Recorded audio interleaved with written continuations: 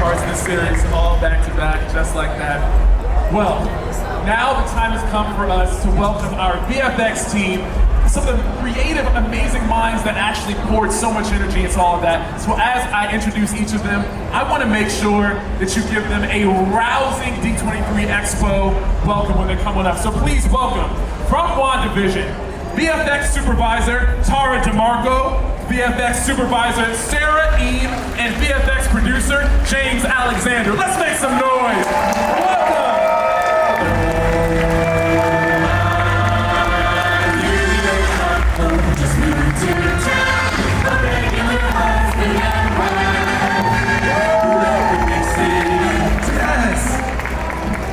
Now, look, this is such a special moment because this is the very first time that the three of you have had a chance to actually talk about this show with a live audience, right? That is true. Absolutely right. Y'all are the first. Y'all are the first. Okay, so WandaVision. We go into so many different eras within the series. I feel like one of the best places for us to start is at the very beginning. Do y'all remember the very first episode of WandaVision where you just really did not know exactly where we were going with the series, but you're stuck in there anyway because you're like, this is just entertaining? Well, let's go ahead, let's play a clip from the first episode of WandaVision, and it'd be wonderful if the three of you could kind of help us to break down what went into the creation of that scene. Is that cool? Absolutely. All right, sure.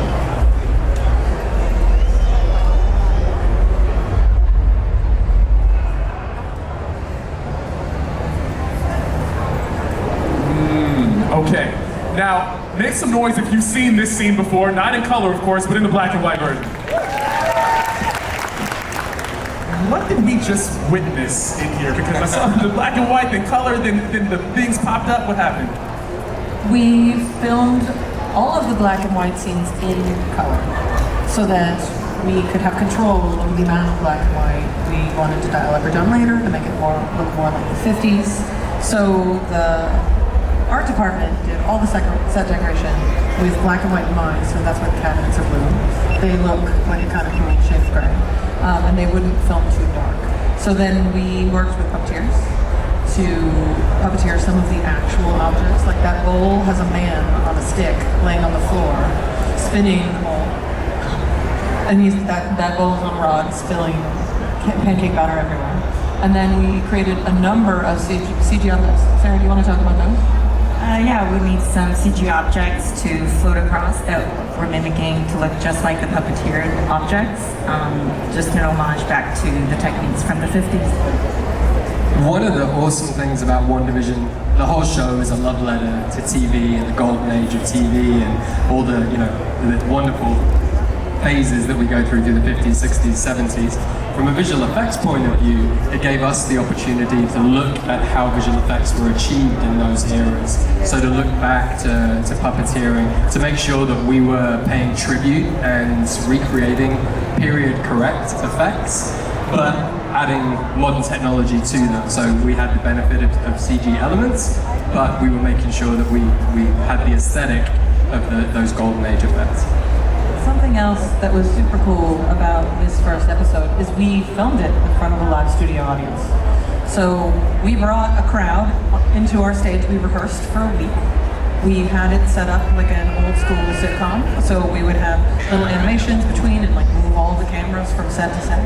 And so this meant that having the puppeteers in the scenes with the actors, for the first time ever, Wanda could see something happening in front of her that's normally a visual effect. Because we actually had these puppeteers with wires in the ceiling and wires on the ground and things rigged into cabinets. So the actors found it really fun to have those things present rather than imagining what they'll be later. That's so sweet. So you mean when there was a live studio audience there, they were actually able to also see the man controlling the bowl down on the ground? Oh, absolutely. That's so sweet. And it even went to the extent of the studio audience came dressed for the period. And we also filmed with period correct lenses. So we tried to create as similar a situation to how it would have been back in the day. And super, super hot period lights. Like big old glass lights. The whole thing was done as period accurate as we could for an MCU show. Giant lights, really beautiful, super hot. My, how far we've come. So to go from that, I know that one of the things that you just mentioned, Tara, was the fact that the cabinets were painted a shade of blue because of the way that blue looks in black and white. I heard that there's another very important element of the show that was painted blue that most of us aren't used to seeing painted blue. Who or what was that? Oh, was that Vision? So the actors in the era, so at the last D23, Matt Shackman met with Dick Van Dyke and asked him about the filming of an episode for a live studio audience, and asked him questions about how they prepared for the day and how they worked with the camera setup. But then they also talked about things like the period actresses wore blue lipstick because red, like your sweater, would be the color of this microphone in black and white. That's why there's no red in any of the scenes when they're in color. So we knew that that would happen with Vision. We took his shots from Endgame and from previous, well, Infinity War, we know what happens. But so we took his shots from the previous films and we worked on them in the black and white suite, and we decided to do a color test. So we actually painted him 6 different shades of blue, trying to find the perfect tone for our 50s robot. Okay, so now, everyone, if you didn't know before, as Tara just shared with you, Vision in the black and white episodes, he was painted blue. So I'm kind of curious if there's ever a place where there'd be a fan who would know that trivia and that would actually come here with as a blue Vision. I think that D23 Expo is the place. Oh yeah. So if I see any of you tomorrow walking around as a blue Vision, I gotta give you extra props, all right? That would be impressive. Exclusive info, just at D23. Just the D23, or a black and white Vision. And actually, in just a moment, we actually are going to be able to talk about a Vision who some people call White Vision, but we've actually learned he's not White Vision. You all know who I'm talking about? You're shaking your head. Do you know what the proper name of that Vision is? Okay, they're going to reveal it in just a moment. But okay, so we're starting in the 50s, and we get a chance to hop eras.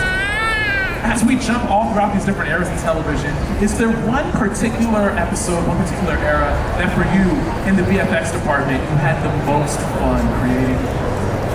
Oh, I bet we all have our own. I mean, 70s, Brady Bunch.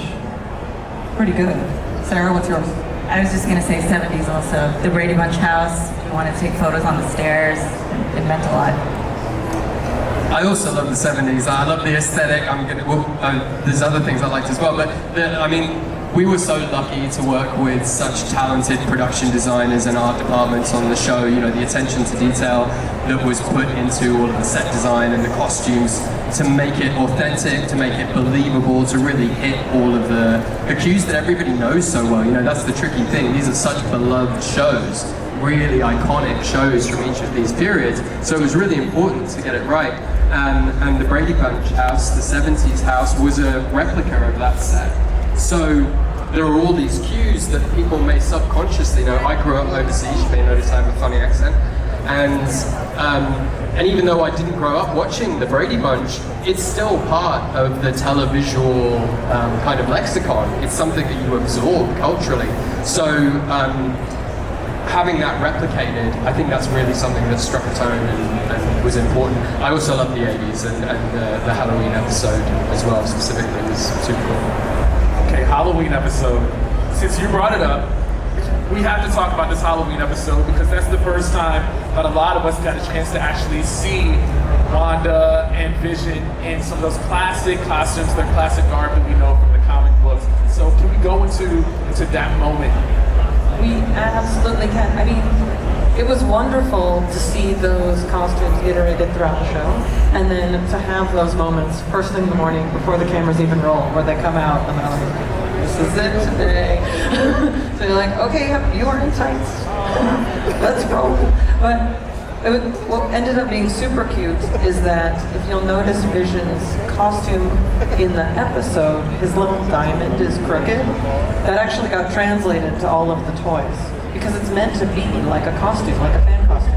It wasn't meant to be perfect. So that's the kind of thing that normally in visual effects we fix, but everybody decided they loved it and it made it part of the homemade feel of Halloween. Oh, okay, cool. That's some new trivia that I didn't know about. So was it intentionally placed that way? No. So we have that fantastic Halloween episode where we really get the chance to see, fandom demonstrated on camera in that way. But I know that someone else in the show who actually had a theme song that just played before we came on out, Agatha, because it was Agatha all along. Like, I know that moment, do you all remember the moment where you realize, oh, okay, well, Agnes is actually Agatha, this is not what I thought it was? It was this big moment of shock. And one of the ways that we get the chance to see that is through this sort of sequence with the music, this sort of music video there. So can you walk us through what went into the creation of that music video? Because somehow there are all these little moments in there that supposedly we were supposed to see as viewers, but that we just happened to miss. Those were all shot as we filmed each subsequent episode. So if you'll notice, each house, like our favorite Brady Bunch house, was a set. The 50s house was a set, the 60s house was a set. And those sets aren't up permanently, they're up for a limited amount of time. So we do some comedy moment or a dramatic moment, or we'd finish with Vision in the costume as the magician, and then have to take a beat and go, wait a minute, what are we filming now with Agatha?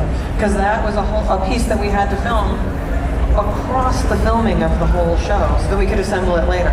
So in every single time capsule, if you will, we broke time and decided to do the Agatha moments. And that actress is amazing. Catherine Hahn would ad-lib and come up with funny stuff. And Sarah worked a whole bunch on the scene where she awakens Vision in the car.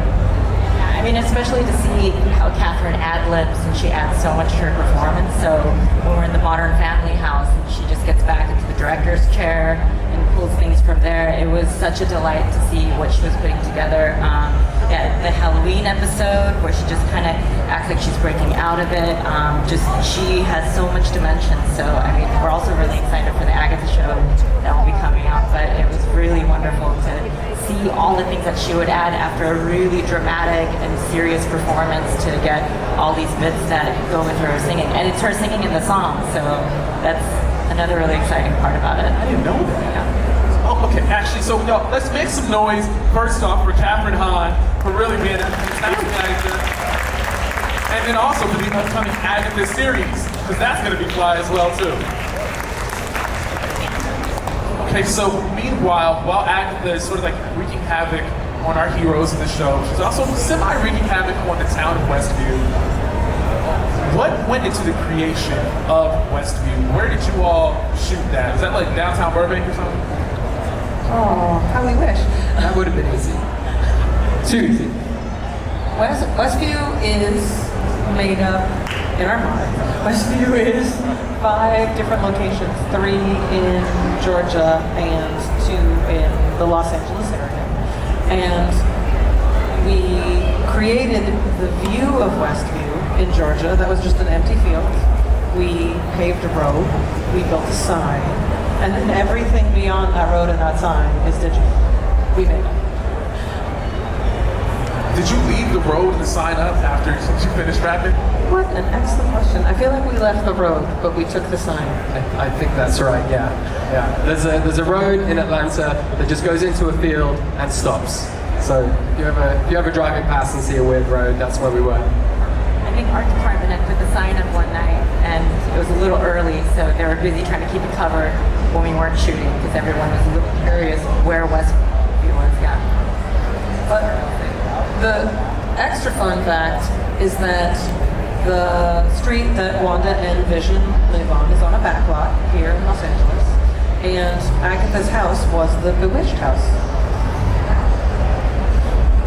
Was that intentional, or did that just happen to fall into place? You know, I think Matt Shackman was there with us on a scout. He had been a child actor who had acted on that lot and was familiar with what shows and films the houses had been in, and did love the idea that a classic witch that we were honoring in one of our episodes, her house would be the home of one of our modern witches.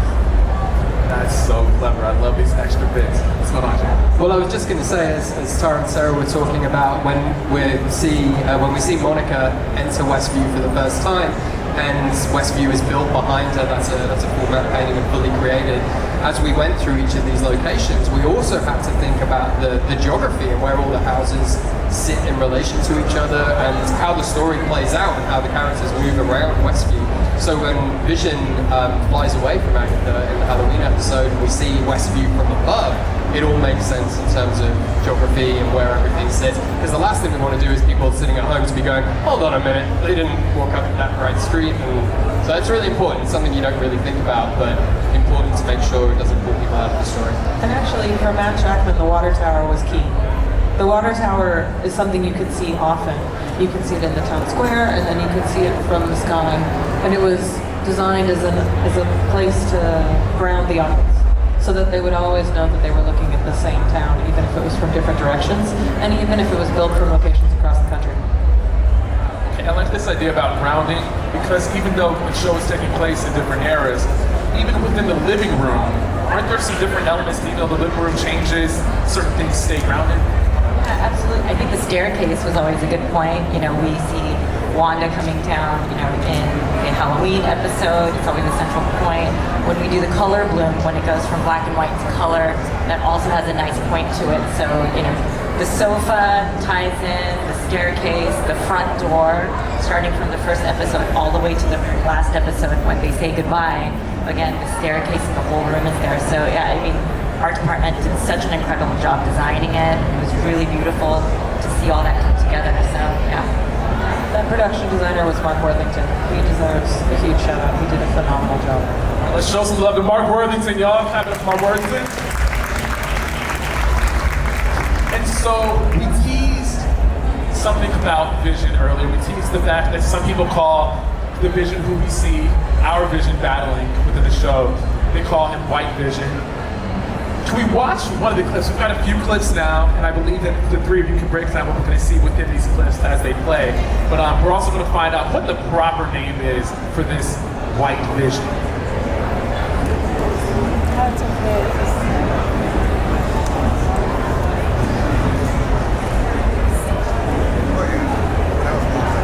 So these are the different layers that we put together to build these shots, to create these shots, all the different layers that come from our amazing visual effects vendors all around the world. We had 13 different vendors who worked on WandaVision all together, literally all around the world, so we're working on every single time zone.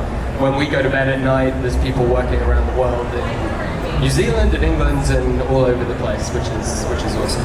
And the other thing that's important to note is even though we see wireframes, which are those grayscale representations of the digital doubles, those are all performances from Paul Bettany. So whenever we saw either Vision, the Vision, or Vision, classic Vision, if you will, those were all Paul. So he would play against a stunt performer or one of his doubles, and he would play all of the parts. So even though there's a lot of CG, it's always his face, it's always his eyes. We kept everything about his performance from him, and we augmented with capes and CG panels. Speaking of mixing CG in with live action, also want to give a shout out. I mean, Marvel's known for such incredible stunts. The stunt team, like when you see Vision crashing into the table, we really shot that. Ultimately, they do a match move, and we just integrate it in with the CG because someone's flying in, but the stunt performers, I have so much respect for them, and they're just the kindest people.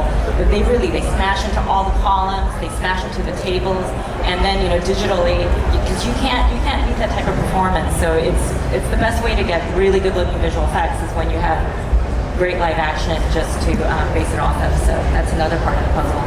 I won't lie, my heart actually hurt every time when we're watching Vision smash into that table, even though we're just watching, you know, the same clip over and over. It's real. It's real. It's real. Oh, he did it that many times. Man. Okay, so by the way, in case you just got here, this person up here, this is not White Vision. This is just the Vision, okay? So like, the Vision that we know and love is Vision. And then this guy over here is named The Vision. The Vision. Okay, now can we have a vision of the next part of this sequence, please?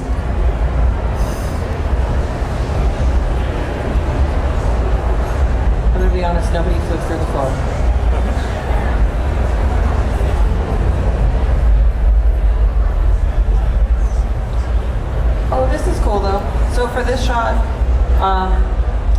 Previously, when vision phased through objects, it would just be a bit of an edge effect, but we knew we wanted to do this sort of bisecting blast. So we actually made all of the internals for each character so that you could see what vision looked like inside of the face. He wasn't just semi-transparent or a little bit in. So this is probably the most detailed digital double with the phasing insides. Now, the beam, as we're blasting through the floor, how many floors did you ruin for this sequence? This one we didn't actually do. There's a lot of explosions that we did do on the set, but yeah, it's a tricky one to see what do lasers exactly do, especially for vision, but we didn't actually break anything for this one. It's a lot of really wonderful digital floors that we have gone through for here. This set itself is actually based on a real library at a university that's in Georgia.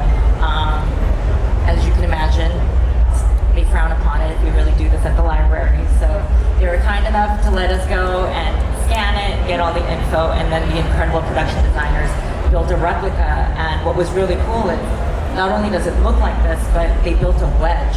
So you can take a wedge out, so you can get the cameras in, you can get the different stunt rigs in, so you can get all the performances that are for drama, but also for these impossible camera moves. You just move a wedge out. And part of why we were able to get so much performance in the library set is the ceiling is always digital, so that we could build a stunt rig and hang it above them. So we actually hung them in the center for the whole dialogue battle, logic battle. They were basically doing just a dance on strings for this. They were doing that on strings. Wow. Okay, let's see the next portion of this sequence, please. Awesome. So a lot of destruction in this scene, obviously, and we will always break things for real. And with our wonderful special effects department and the stunt team, as Sarah mentioned. So it's really important for us that any visual effects we're making are as real as possible. We want them to be, invisible to you guys.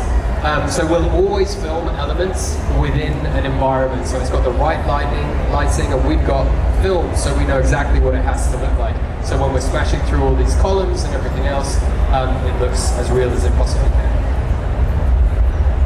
Like Tara mentioned, we have vision against the vision. So yeah, the incredible Paul Bettany, he would perform both visions both ways. So we had a real performance to base off of each one. He was always performing against another stunt double, but Paul Bettany, he completely transformed when he put on the other makeup. It was pretty impressive to watch. And looking at V-Vision, I see that instead of the Mind Stone being there in his forehead, what's going on? You might have to ask Andy Park. So we are given designs by the amazing VizDev team, who I know were just here. They actually didn't tell us what's going on. We just made them. They keep the secrets really safe. Really safe. Wow, okay, so I've got to put that question, when I run into Andy later, I'm like, Andy, what's going on? What's going on with the blue up there? Now in the back here, I know this is still a question, but as someone who's visited more than one library in my lifetime, the books, did you happen to hide anything in the books? Did you put any real titles back there? Is there anything that we should be looking for? I know production design had some very interesting books, but I don't know if we actually put some in there. I don't think there's It's a missed any opportunity. We'll have to do that for the extras. Perfect. If the fans haven't found it yet, I doubt it's there. Can we all get on a mission tonight? Everybody go back into your rooms later on and rewatch WandaVision. Let's see if we can find out some of those book titles might be in the back. Now, looking into this crowd right now, I see a lot of just really cool people, obviously, but I see a Scarlet Witch standing here in the front, clapping it up for Scarlet Witch. That's a great costume. Now, with costumes, we actually see Wanda morph in multiple ways in terms of her costume, but also even, getting a chance to see Scarlet Witch towards the end, really, really do her thing. Can you break down what it was like for you to put together some of those different elements that are key to Scarlet Witch, but at the same time, you're making different versions of them? I mean, the costume department builds the costumes. I mean, you've seen them. Some of them are beautiful and they're on display just around the corner. So it's our job to be faithful to what those costumes look like on our actors. I mean, the costume plus the actor equals the character, right? Like, they embody that character. And so it's really us translating it, making sure, you know, the crown sits perfectly, that the cape flows perfectly, that they look and perform as heroically as possible. And we know that you guys pay such close attention, and when Wanda is revealed, it's the first time she's called the Scarlet Witch in the MCU, so we knew it was a really important moment, iconic moment. So yeah, we knew it was really important to get it right, you know, pay homage to all the history and everything else. So yeah, we stick to those designs, we make them look as good as they possibly can. One other thing on a costume note, and Agatha's costume is right around the corner just over here. That was a particularly interesting costume to recreate from a visual effects point of view, because of all the diaphanous elements to it, the floaty netting and all the rest of it. When we gave it to our VFX partners and said, all right, this is Agatha, she's going to be up in the sky, it's going to be light moving all over the place, there's magic blasting all over, she's swooping around, and they kind of went, what? Because it's a very complex costume to have to build. So, you know, they did an amazing job. There's a team at Digital Domain, DD, and they knocked it out of the park. But a particularly challenging costume to build and to, again, get it in a scene where it doesn't bump, where it matches the real life costume, and you don't question it, was a challenge, but we're really pleased with how it worked out. I think one really special thing also that I think as Marvel VFX that we have to pay attention to is a lot of these costumes, they're inspired from what we've seen in the comics, which are just a flat color. So once you translate it from biz dev into an actual costume that you shoot, when we do VFX, part of it is kind of sculpting how the light hits certain parts of the crown and how the costume hits so that it's recognizable as the characters that everyone's become so familiar with. So that's an additional thing that we pay attention to in VFX that we review with our directors in the studio, just to make sure that we're as true to the creative as it can be. Thank you for actually really breaking down how difficult that it can be even when you give someone an assignment in terms of specifically like with that Agatha costume and the lighting. So in just a moment, I know that we're going to have to wrap up. I wish we could do this all day. But before we leave, could each of you tell us all one special effect, one visual effect that you're particularly proud of from this series that maybe next time we rewatch WandaVision, we should keep an eye out for? I'm going to start with you, James. All right, well, I hope I don't take what either of you two are going to say. I got a lot. Yeah, that's plenty. Well, the scene for me that I love in particular is the very emotional crescendo of the movie where Wanda says goodbye to Vision and deconstructs Westview, deconstructs this ideal world that she's built around herself. It's an incredibly complex scene from a visual effects point of view. We see the house deconstruct, we see it coming apart board by board, we see it swirling around in a tornado of chaos magic, and Vision comes apart. She says goodbye to Vision. And we worked on that scene endlessly, and it was the team at ILM who did that work, and stunning work. And there was something missing. Something just wasn't quite right. And Tara spoke earlier on about preserving the actor's performance, and that is the essence, the kind of soul of all of the work that we do.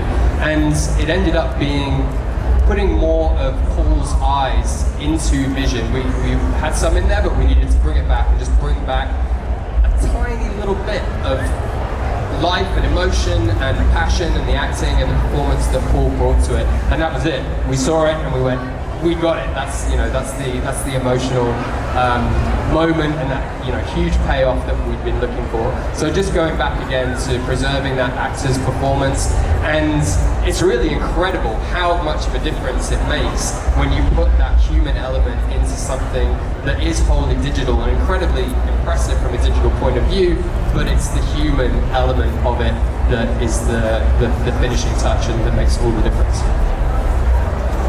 I'll be honest, that also was one of my favorites, but I will share another. No, but like Tara said, it was a really incredible experience to put this together, also being one of the first Disney Plus shows that Marvel had put out. But yeah, it's again with the performances when in the Halloween episode when Vision feels something's awry, so he's got to go out and get some help or tell people what's going on. And when he gets to the edge of Westview and the field and to see all the deconstruction, that was really special because we hadn't had that happen before.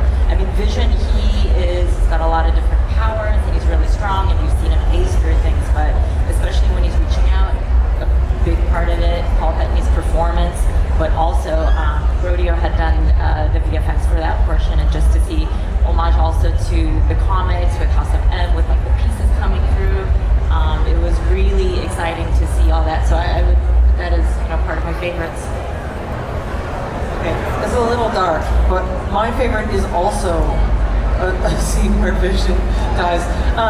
So I love the scene where Wanda discovers Vision on the operating table and save her, because that was definitely came directly from the comics. There's a particular panel where Vision is almost unrecognizable in the comic when Wanda discovers him, and then she's told it's Vision. She, has her meltdown. So for our scene, we had the comic in mind. We worked again with VizDev a ton on what that should look like, how we should execute it, and we had a lot of conversations about what is in a synthezoid. Like what material goes inside this future space robot that we want to see. So, and again with performances, we actually asked the actor, we asked Paul Bettany to lay on an operating table so Wanda could come down and act against him and discover him, and she cried real tears and it was heartbreaking, but then also makes for this incredible, powerful scene where she discovers her love and cannot take it and blasts the glass and flies down, and then you have all this detail of him in the operating table. Sorry, Vision. Okay, well, all three very powerful scenes, all three RIP to Visions, by the way. But thank you all so much for joining us for this panel. Everybody, make some noise one more time for Tara DeMarco, Sarah Amy, and James Alexander. By the way, this is an Emmy-nominated team. They got nominated for an Emmy because of this work, obviously. Thank you all so much. And by the way, if you want to get cozy, don't go too far, because coming up at 2 o'clock, we've got a panel where we're going to be able to learn some more about Doctor Strange and the Multiverse of Madness. It's going to be wild. It's going to be wild. Okay, happy D23 Expo, everybody. Thank you. Thank you. Thanks a lot.